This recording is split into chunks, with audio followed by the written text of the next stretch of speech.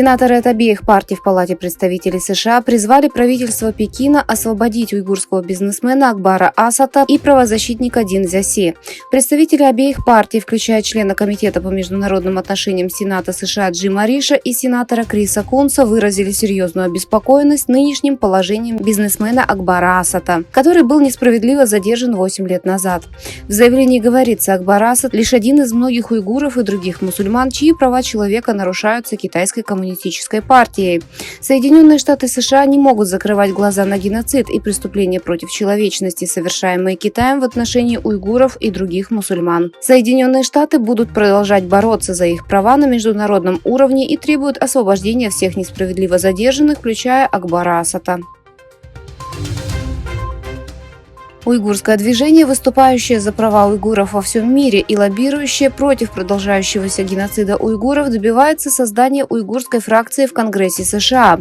Уйгурское движение объявило о создании уйгурской фракции в Конгрессе США, основанной представителем Дженнифер Векстон и сопредседателями, которые являются представители США Крис Смит и Томас Суози. Уйгурское движение проводит специальное мероприятие в честь запуска уйгурской фракции в Конгрессе 16 апреля 2024 года в 11:30 утра в комнате HC5 на Капитолийском холме. Канцлера Германии Олафа Шольца, который во второй раз отправится в Китай в сопровождении большой группы партнеров, ожидают сложные переговоры. Партнер правительства партия Зеленых, основная оппозиционная партия Христианско-демократический союз, Всемирный уйгурский конгресс и Тайвань призвали Шольца занять четкую и жесткую позицию в отношении Китая. В этом контексте были выдвинуты требования о нарушениях прав человека, поддержке России и Северной Кореи и кибератаках на компании в Германии и Европе.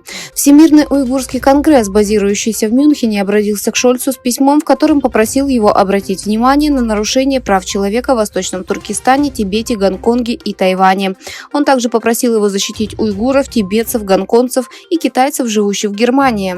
Выступая с заявлением по этому поводу, президент ЭТИК Абдул-Джалил Каракаш сказал перед визитом канцлера Германии Шольца в Китай: «Мы хотели бы подчеркнуть, что правительства Германии и Европы должны занять четкую и твердую позицию против нарушений прав человека в Китае. Китайские преследования в Восточном Туркестане – это вопрос, за которым международное сообщество пристально следит и встречает с озабоченностью. Как этик мы считаем, что во время визита Шольца Германия и Европа должны открыто выступить против нарушений Китаем прав человека и эффективно отреагировать на них. Важно поддержать турок-уйгуров, тибетцев, жителей Гонконга и других жертв и осудить политику Китая на международном уровне. Визит Шольца – это жизненно важная возможность для Германии и Европы продемонстрировать свою политику в отношении прав человека и демократических ценностей. Четкая позиция против политики Китая имеет решающее значение для завоевания доверия международного сообщества и защиты прав человека». Компания Microsoft сделала тревожное заявление о китайском правительстве. По мнению Microsoft, Китай будет вмешиваться в выборы других стран с помощью искусственного интеллекта. Согласно заявлению компании, Китай может вмешаться в выборы, которые пройдут в таких странах, как Южная Корея, США и Индия в 2024 году с помощью искусственного интеллекта. У Microsoft подчеркнули, что Китай уже пробовал это сделать на выборах в Тайване. Любопытно, как Китай будет использовать искусственный интеллект для вмешательства в выборы.